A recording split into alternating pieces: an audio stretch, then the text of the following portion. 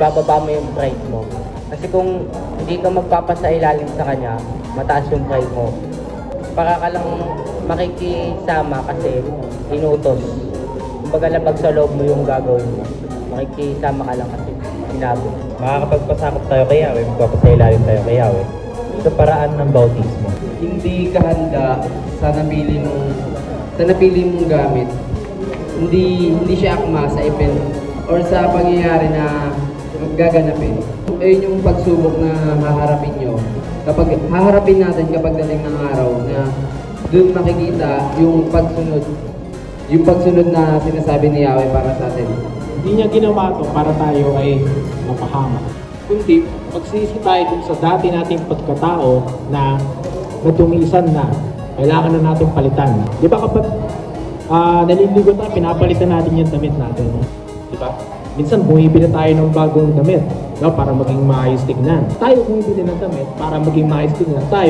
Binibili tayo ni Yahweh para tayo ay maging maayos.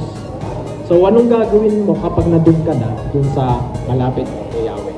Habang nabubuhay tayo, sikapin na natin gumawa ng mabuti at sumunod sa Diyos.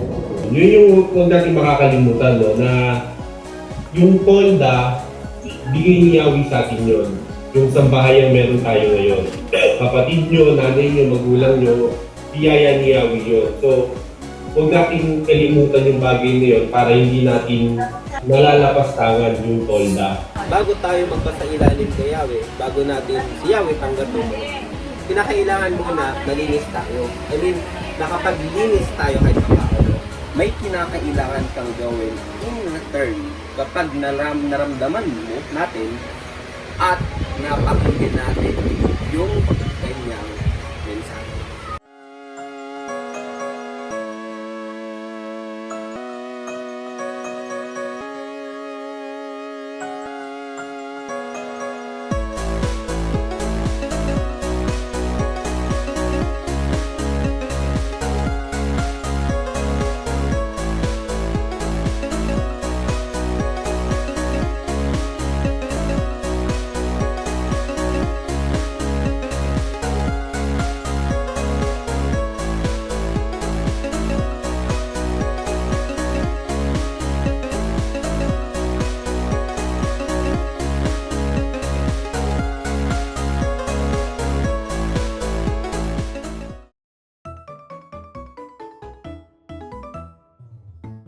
Ipagawa mo ako ng santuwaryo na titirahan kong kasama nila. Ang santuwaryo at ang lahat ng kagamitang ilalagay roon ay gagawin mo ayon sa planong ibibigay ko sa iyo.